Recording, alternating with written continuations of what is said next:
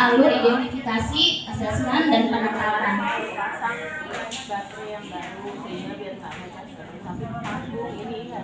Baik Bapak Ibu, boleh lihat ke smartboard sebentar. Berikut ada contoh kasus atas nama Nina. Boleh Bapak Ibu baca sebentar. Nina apa Nina? Nina.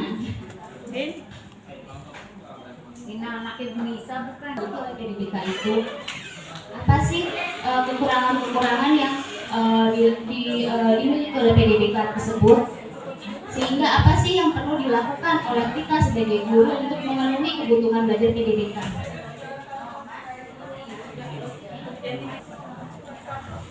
Identifikasi ini tujuannya menemukan dan mengenali apakah anak ini memiliki hambatan. Saya bilang ya, jadi caranya itu adalah dengan wawancara. Wawancara itu bisa yang sudah kami lakukan tim BK, wawancara kepada orang tua. Wawancara kepada orang pada saat mengajar di kelas, bertemu dengan PDBK bisa melihat ini hasil psikotes bawaan dari orang tuanya. Lalu hasilnya dapatkan kita data hasil identitas. Dan berikut Bapak Ibu, ini tim BK pada saat penerimaan siswa baru mengisi namanya identifikasi anak berkebutuhan khusus. Di sini banyak sekali indikator-indikator hambatan yang perlu kita checklist apa sih hambatan-hambatannya. Dan ini ada beberapa hambatan-hambatan yang biasanya ada di dalam diri PDBK.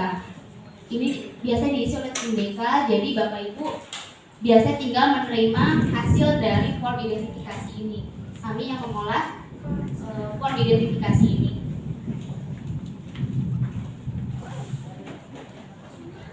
Lihat dulu Bapak Ibu ya. Demikian peserta workshop sudah sore juga belum pulang nih, hari ketiga.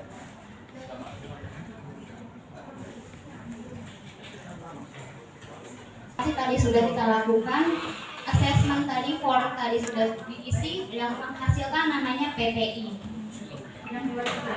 Mungkin beberapa Bapak Ibu sudah mengenal PPI ya, profil peserta. Nah, di sini kami mengambil sampel salah satu anak PDBK kita bernama Keza Tegar. Mungkin kalau Bapak Ibu pernah mengajar kelas 7 kenal ya Keza Tegar. Di sini kami mengambil sampelnya, sudah mewawancara orang tuanya, mengobservasi sehari-hari di sekolah. Kekurangan sekilas memang terlihat seperti anak-anak pada umumnya olahraga bisa melakukan dengan baik, main bola, bahkan pokoknya yang berhubungan dengan fisik ia bisa lakukan dengan baik seperti anak-anak seperti biasanya. Kognitif, mampu melaksanakan tugas belajar atau kegiatan berpikir dan disertai dengan contoh konkret. Jadi contohnya misalkan dia hanya mengetahui hal-hal yang biasa dia lakukan. Contohnya soal ibu memasak di mana, dia tahu jawabannya. Tapi kalau misalkan kita lebih mengenal lagi, Tegar kamu berangkat ke sekolah sama siapa, naik apa, terlalu banyak yang ditanyakan, dia akan bingung untuk menjawabnya. Lalu level IQ-nya disabilitas intelektual 34-50 IQ-nya. Belum mampu berhitung dengan sempurna, bahkan mengenal angka 1 sampai dengan 10 saja itu masih kesulitan. Belum mampu membaca dengan baik, ini adalah PR kami, PR kita semuanya yang cukup berat ya, karena membaca saja belum mampu. Bahkan menyebutkan abjad A sampai Z saja banyak sekali yang belum tahu atau belum hafal. Itu dia dasar sekali ya. Dalam melakukan tugas berhitung terkadang masih terlewat. Belum hafal A sampai Z, memiliki gangguan pada fokus, mudah sekali stimulus. Jadi begitu dia lagi belajar mengerjakan soal, ada orang lewat di depannya aja, dia langsung buyar, langsung lupa lagi yang dia kerjakan. Memberikan pelajaran tambahan di sekolah ini yang perlu kita lakukan ya. Memberikan tambah, jadi memberikan tambah, nanti kita akan bahas setelah ini. Emosi, Tegar mampu bersosialisasi dengan teman-temannya dengan baik. Jadi sejauh ini dari hasil observasi, Tegar mampu bersosialisasi dengan baik dengan teman-temannya di kelas. Percaya dirinya cukup baik karena tidak ada murung di kelas atau menyendiri di kelas. Tegar tetap masih mau namanya bergaul dengan bahasa. Bisa menerima perintah, mampu memahami perintah dari orang lain. Dalam berbicara ada beberapa kata, akan banyak kata yang terdengar kurang jelas ketika ia mengucapkan. Memiliki riwayat lambat bicara pada saat balita. Ini didapatkan dari hasil wawancara kami dengan orang tuanya.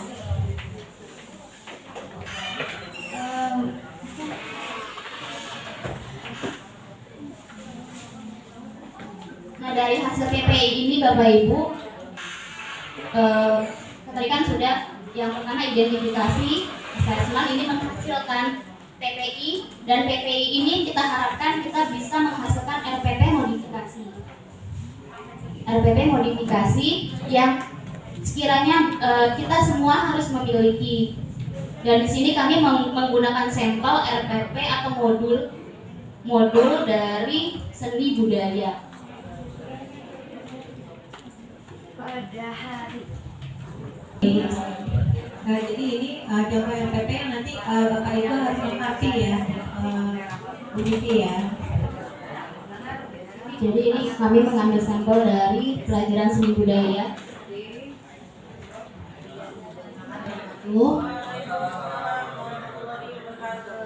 Kemarin waktu yang lalu pada saat saya ada sosialisasi penulisan ijazah, Pak Kasih, Pak Yusuf membahas tentang inklusi ini.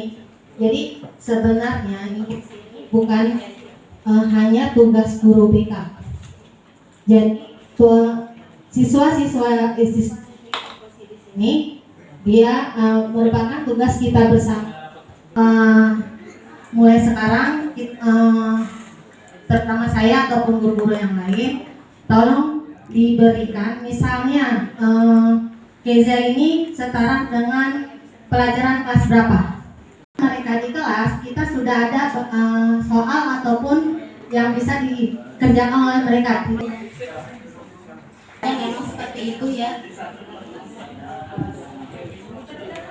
Bukan tanggung jawab satu guru atau beberapa guru saja atau tim BK saja, tapi semua di sini memang bertanggung jawab untuk memenuhi kebutuhan belajar PDBK. Kami sudah mengetahui masing-masing PDBK hanya mampu sampai di mana belajar. Rata-rata mereka hanya sampai SD kelas 4 paling tinggi. Tapi kalau Tegar itu TK sampai kelas 1 SD. Ya. Nanti mungkin kita akan share ya Pak ya, masing-masing PDBK yang apa sih kemampuannya sampai kelas berapa. Modul atau RPP modifikasi yang ditujukan oleh Tegar untuk kemampuan sesuai dengan kemampuan Tegar di sini. Jadi masing-masing di sini contohnya seni budaya itu mengenal namanya lagu daerah ya.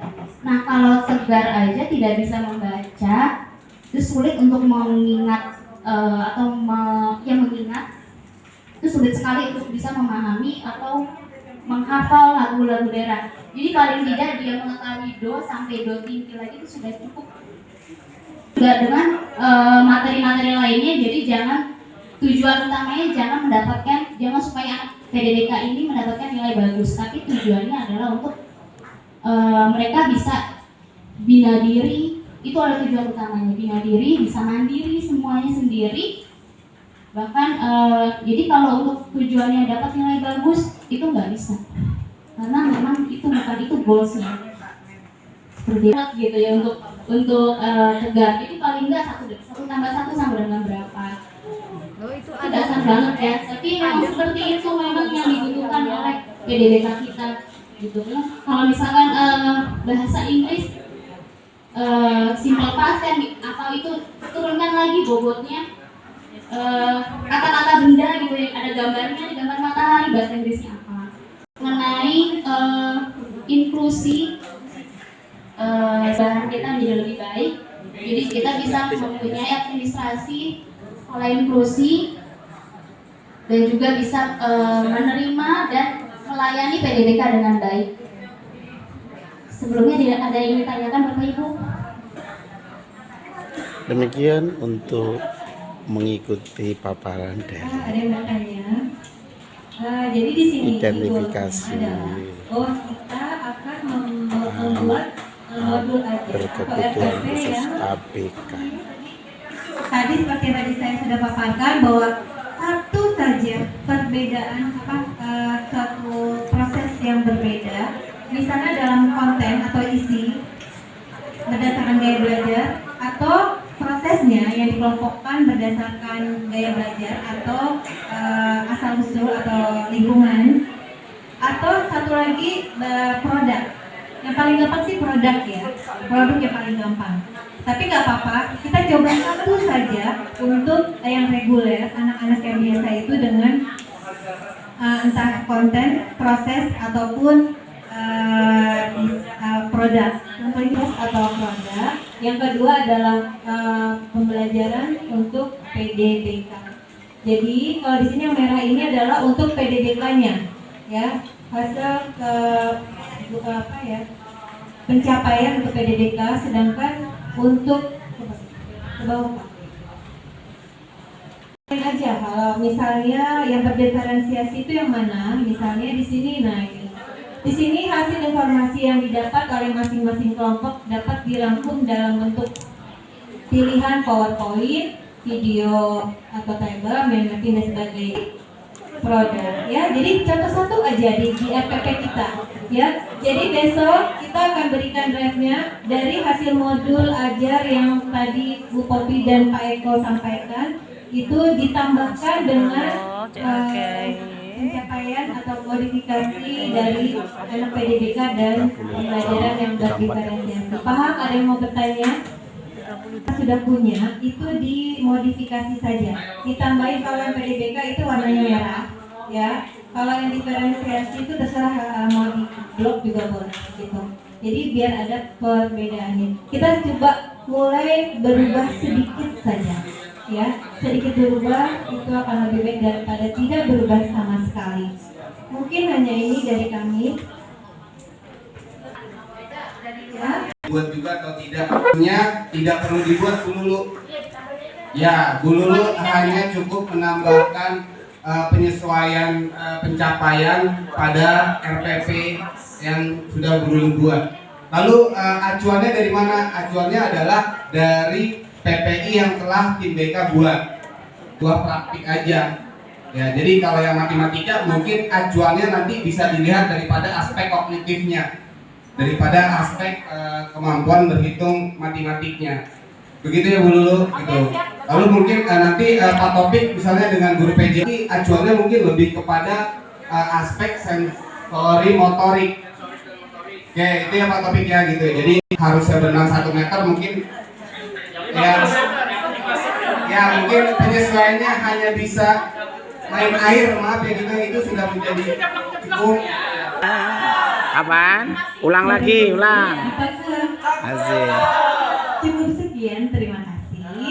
Semoga bermanfaat buat kita semua.